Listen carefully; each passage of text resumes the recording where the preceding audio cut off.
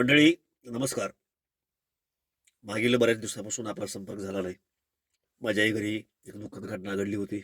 माझे वडील आता आमच्यामध्ये नाही आहेत.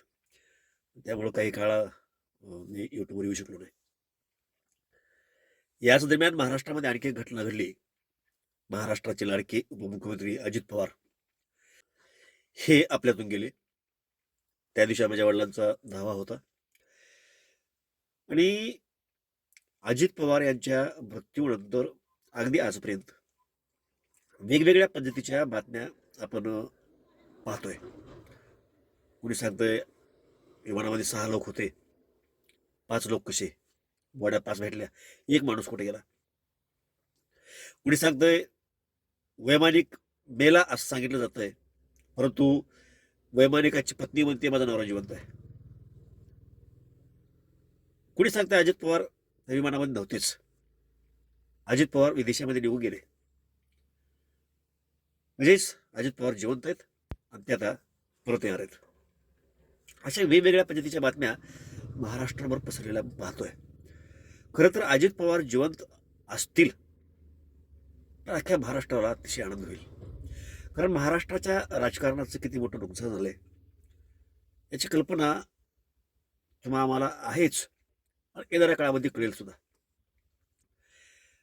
एक सेक्युलर नेता ज्याला म्हणतो आपण, तो महाराष्ट्राच्या राजकारणामधला शेवटचा सेक्युलर नेता अजित पवार हे आपल्यातून गेलेत.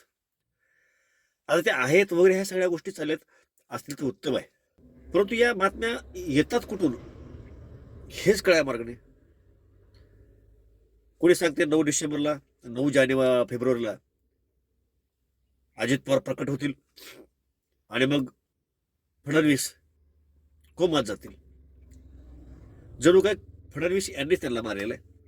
कुणी सांगतंय राष्ट्रवादीला धोका होता म्हणून अजित पवार यांचा काटा शरद पवारांनीच काढला. म्हणजे काय लोक बोलतील, काय अंदाज काढतील, हे सोशल मीडियावरती अकाउंट झाल्याच्या नंतर आणि सोशल मीडियाच्या माध्यमातून उत्पन्न चालू झाल्याच्या नंतर अनेकांनी आपापले चॅनल्स काढले आणि ते चॅनल्स चालवण्यासाठी, व्ह्यूज मिळवण्यासाठी माणसं कुठे थराला जाऊन काही बोलतायत. एखादी व्यक्ती गेल्याच्या नंतर जर अजित पवार म्हणून त्यांचा अंत्यविधी झाला असेल तर अशी माहिती आहे की त्यांचा DNA टेस्ट केला गेला आणि ते अजित पवारच आहे का किंवा त्याची बॉडी अजित पवारांचीच आहे का हे तपासलं गेलं, त्यानंतर अंत्यविधी झाला. अशा परिस्थितीमध्ये अजित पवार जिवंत असतील ही शक्यता फार कमी आहे, नगण्य आहे. पण चर्चा काही होत आहेत. त्याच्यामुळं महाराष्ट्रातल्या सोशल मीडियामध्ये काम करणाऱ्या लोकांनी अशा काही राजकीय गोष्टी बोलत असताना किंवा कुठल्या प्रकारची बातमी देत असताना थोडंसं भान ठेवणं अतिशय गरजेचं आहे. अन्यथा एके दिवशी सोशल मीडियातली बातमी म्हणजे पक्काड सगळ्या गोष्टी अशा दृष्टिकोनातून लोक पाहायला लागतील. आणि मला व्ह्युअर्सला सुद्धा सांगावंसं वाटतं की आपण काही स्पेसिफिक योग्य माहिती सांगणारे चॅनल्स याचीच निवड केली पाहिजे. चुकीच्या बातम्या सांगणाऱ्याला, चुकीच्या रंजक बातम्या सांगणाऱ्याला आपण ब्लॉक केलं पाहिजे. हे अशा पद्धतीनं आधार काय? अजित पवार जिवंत आहेत याला आधार काय? अजित पवार यांना फडणवीस यांनीच मारलंय ह्याला आधार काय? शरद पवार यांचं षडयंत्र होतं याला आधार काय? कुठं तर खेळ एखाद्या महाराष्ट्रातल्या कुठल्या तालुक्याच्या खेड्यामध्ये अगर राहायचं, एक चॅनल काढलेलं असतं, तिथून बसून काहीतरी मीडियावरती काहीतरी मटेरियल बघायचं, त्यातून एक आपलं मत मांडायचं. आता चुकीच्या पद्धतीने मांडायचं. तुम्ही सामाजिक भान ठेवून त्या हिशोबाने मांडताय, राजकीय विश्लेषण करताय, तो विषय वेगळा झाला. काही नाजूक विषय असतात, त्या विषयावरती भाष्य करत असताना अतिशय सावधगिरीने बोललं पाहिजे.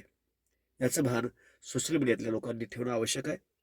आणि असे वारंवार काहीतरी पाकाण गोष्टी सांगणारे लोक असतील तर अशा लोकांच्या चॅनल्सला, अकाउंट्सला किती रिस्पॉन्स द्यायचा याचाही विचार विवरणी केला पाहिजे. अजितदादा जर जिवंत असतील तर ते महाराष्ट्राचं भाग्य. अतिशय चांगला नेता महाराष्ट्राला लाभलेला होता. अनेक नेते महाराष्ट्रामध्ये होऊन गेले जे महाराष्ट्राने गमावलेले आहेत.